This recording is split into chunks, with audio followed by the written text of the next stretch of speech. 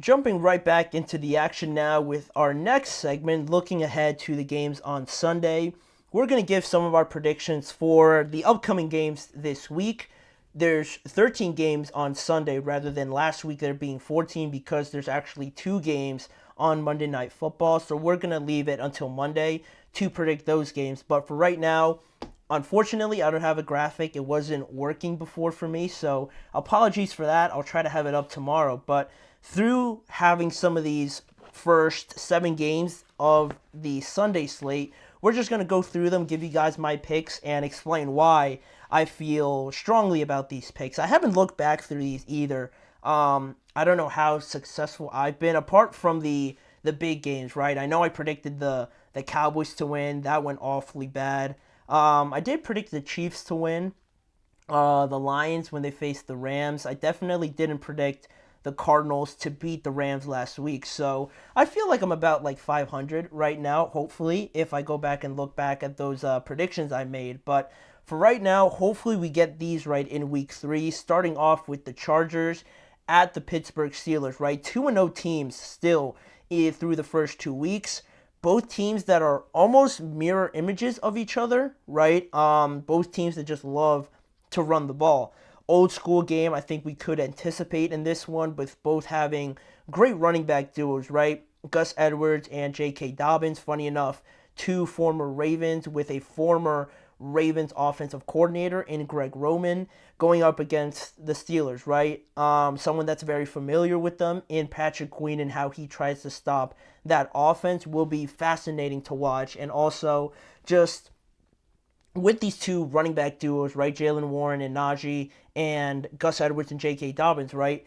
How well do they do on their own, right? Running the ball, but also how well does the offense, grow from that, and how well do their passing games, evolve from the running games, right? Who can connect the dots better, essentially, is what I'm trying to say. That'll be interesting to look at, and also, I think you can really look at who is considered a pretender or who's considered a contender in this game as well, with both of them being 2-0, and depending on how the margin of outcome, sort of plays itself out, that'll be another indicator of which team is sort of for real this season, I believe. And for right now, looking at both of them, I feel like Pittsburgh has played a better team, at least up until now. Their defense has seen a better offense, I think, than what Los Angeles has seen, right? And that's obviously not their fault, playing the Panthers and the Raiders. But the Steelers have, I think, been exposed to a good defense in the Atlanta Falcons and also a dangerous offense in the Falcons as well, with Bijan, Drake, and Kyle Pitts. They did pretty well against them, so I feel like the Steelers defense has sort of an advantage there when it comes to facing the Chargers in that regard, right? Because this is the best team the Chargers have played up until now, so how they respond will be fascinating. And based on that, I feel like the Steelers will come away with the win here. I feel it's just that experience, right, of seeing a high-level offense, high-level defense as well with the Falcons, and playing pretty well off of that. Whereas the Chargers haven't seen a defense to the level of the Steelers, or an offense not necessarily there either, right? For as bad, I guess, as the Steelers offense has been, it's not the Panthers offense, and I think I would consider it better than the Raiders offense, right? So I think that will make the difference in this one. Also, Fields and the offense, I think, is as good as any offense they've seen so far, like I mentioned. So I think it'll be close. A risk or a potential to be low scoring, probably a big potential, but regardless of that, I think the Steelers will come out on top. First home game as well for the Steelers. I think they'll go 2-3-0. Then in this next matchup, the Packers travel to Tennessee to take on the Titans in their next game. The Titans still without a win this year. They are 0-2, and the Packers are now 1-1 after they beat the Colts last week. Maybe Jordan Love has the potential to play in this game. He practiced yesterday at a limited capacity, and there is optimism around him, which is remarkable because he suffered an MCL sprain and looked pretty bad on the field, but he's only missed last week, right? And if he comes back this week, it'll be tremendous, obviously, to have your quarterback back, but I'm not anticipating it, or I'm not. If I was their coach, I probably wouldn't have him out there. That's just me. I don't want to risk injuring him again or having to risk him not being able to protect himself in any way. So I wouldn't play him, and I would play him next week against the Vikings if I'm correct there. But that's just me. There's that potential there. But the quarterbacks in this game will be interesting, right? Because it could be potentially Will Levis playing against his former team, and how well do they do now with Will Levis, with a game under his belt now as well. But Will Levis also is a good quarterback, I will say. He's had two of the worst moments, I think, in the first 2 weeks. With the just throwaway that didn't go too far and just chucking it up the field to the Bears defender, causing that pick six, and also, again, similarly, just throwing it behind himself while he's horizontally in the air, and you got that reaction from Brian Callahan, and obviously it's a bad decision. That's unacceptable to have. But other than that, he's looked okay when he's trying to make these throws down the field, trying to operate within the offense, right?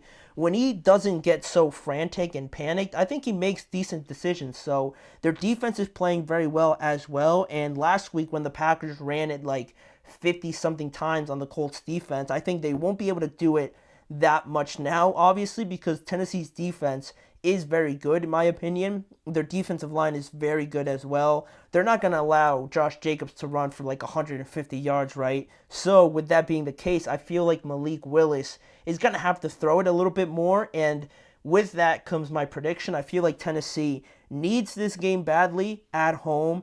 I feel like Will Levis will respond, and I believe they're gonna win this game in a close one. I think it's going to be close regardless, but Will Levis will play better, and the Tennessee Titans will have enough to beat the Packers. And then the next game is a big one. The Houston Texans playing at the Minnesota Vikings.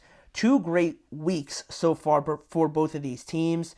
The injury status of Justin Jefferson will be big. How concerning is that if he's able to go in that game? It's looking like he'll be available, but you never know.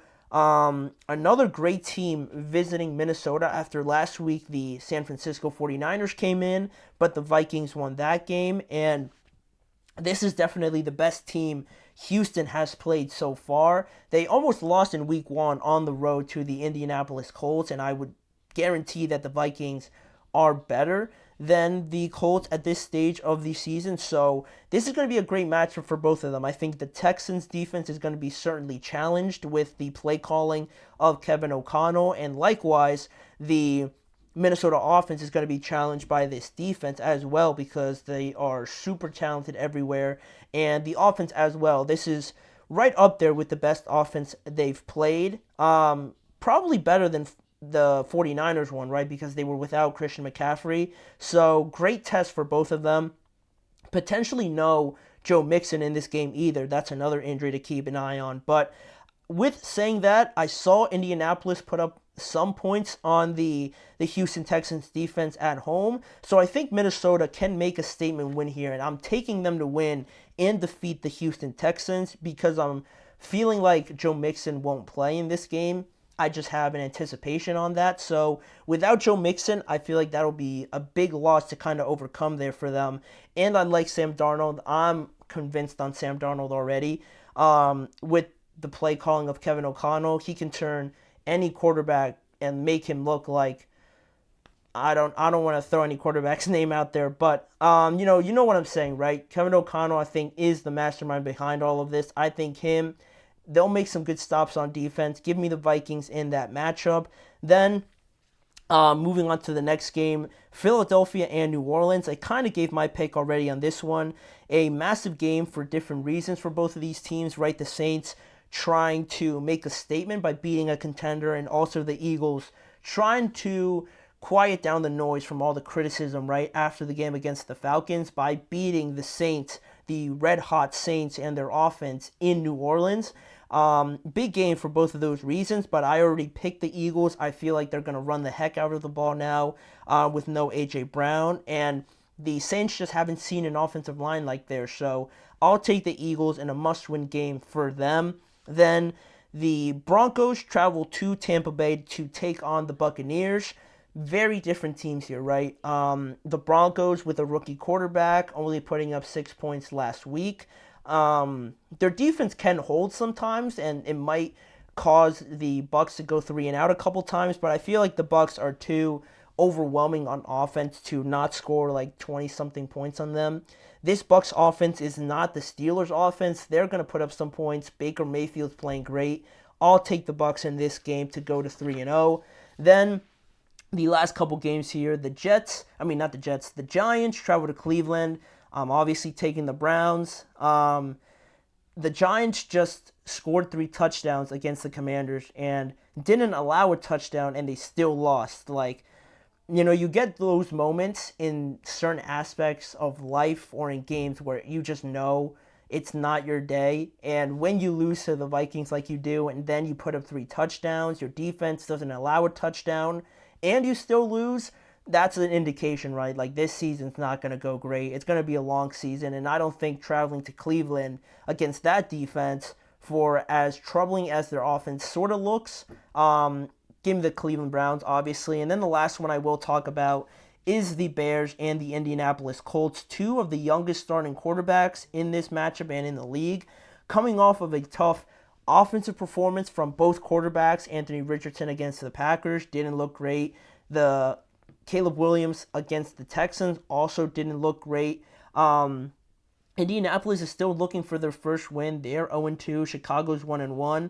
And their offensive line for the Bears is obviously the biggest issue, whereas the Colts' biggest issue is the running game, or the defending the running game, excuse me. So it's funny how those two things connect, because my biggest thing for the Bears is trying to run the ball more to protect Caleb Williams from taking those hits and trying to establish it more with a running game. You don't have Caleb dropping back 30, 40 times a game and just risking him getting hurt on those plays because they can't hold up for more than half a second. So trying to incorporate the running game a bit more, even though it hasn't been great for the Bears, I think they'll try to do it now. There's no DeForest Buckner or Ebukam for the Indianapolis Colts, right? They're 2 best pass rushers and obviously run defenders, so they're not going to be there. I think it's too easy not to run the ball a lot in this game. I'll take the Chicago Bears.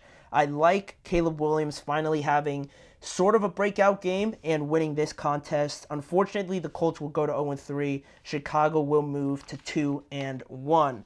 Those are my picks for the first half of the slate. Like I said before, I'll finish the second half tomorrow, hopefully with some graphics for you guys. But for right now, we'll be able to move on to our next segment. I mentioned some of the quarterbacks in my predictions in this segment: Baker Mayfield, Sam Darnold, and I'm going to throw back in here Derek Carr as well. What's our level of confidence around those 3 guys? Are they top 10 quarterbacks right now? Shall I say maybe even higher in the league so far based on how they played? Are we fully convinced by all 3 of these guys already? I'm going to answer that and give you guys my reasons why after this short break.